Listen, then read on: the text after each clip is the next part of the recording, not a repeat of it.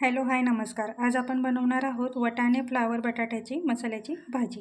मसाल्यासाठी लागणारे साहित्य: 2 मध्यम आकाराचे कांदे, अर्धी वाटी खोबरं बारीक कापून घेतलेलं आहे, 4-5 लसूणच्या पाकळ्या आणि 1 इंच अद्रकचा तुकडा.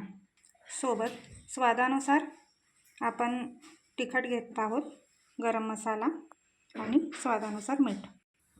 आता गॅसवर मी कढई ठेवलेली आहे, त्यात आपण अर्धी पळी तेल घालूया. तेल गरम झालं की त्यात हे फ्लावर, वाटाणे आणि बटाटे टाकून देऊ. यात आपण थोडं स्वादानुसार किंचित घालूया आणि मिक्स करून घेऊ आणि शिजू देऊ. आता या भाजीला आपण वाफेमध्ये शिजू देऊ, वरून झाकण ठेवून देऊ. आता आपण करूयात मसाल्याची तयारी. आता गॅसवर मी तवा ठेवलेला आहे, त्यात आपण खोबऱ्याचे तुकडे टाकू आणि छान भाजून घेऊ. अशा प्रकारे आपलं खोबरं भाजून झालेलं आहे. आता ते काढून घेऊ. आता त्याच तव्यावर आपण तशाच प्रकारे हे कांदेही भाजून घेऊ.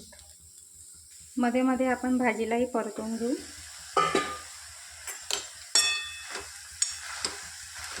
जेणेकरून ती खाली लागणार नाही.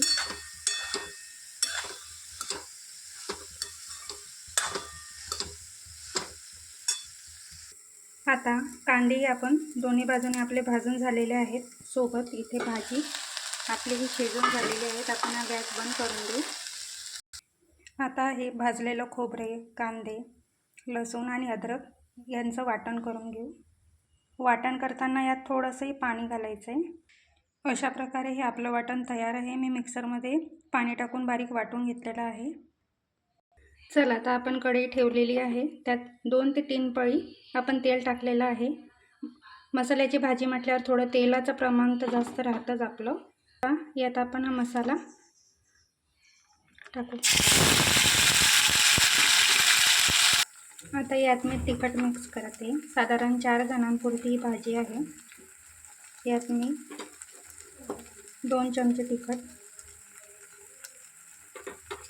आणि अर्धा चमचा गरम मसाला टाकते.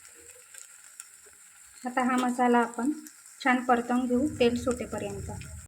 हे पहा, 3-4 मिनटं आपण या मसाल्याला परतवत राहिलं की असं साईडून तेल सुटायला तर चालू होतं. या अर्थाने समजून जावं की आपला मसाला हा चांगल्या प्रकारे भाजून झालेला आहे.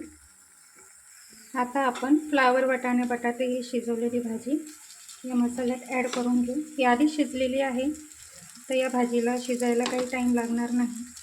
झटपट अशी बनते आणि स्वादही छान असतो.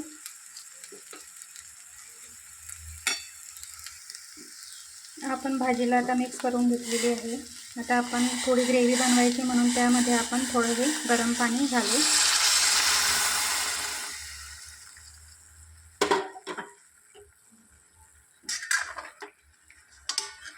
आपल्याला जेवढा रस्सा बनवायचा आहे त्यानुसार आपण गरम पाणी यात घालू आणि मिक्स करून घेऊ.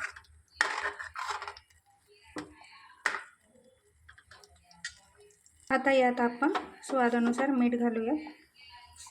आपण सुरुवातीला भाजी शिजवताना टाकले त्यानुसारच आपण ॲड करूया. आता मंद आचेवर 5 मिनटं या भाजीला उकळ घेऊन घेऊ आपण. आता यात आपण बारीक चिरलेली कोथिंबीर घालूया.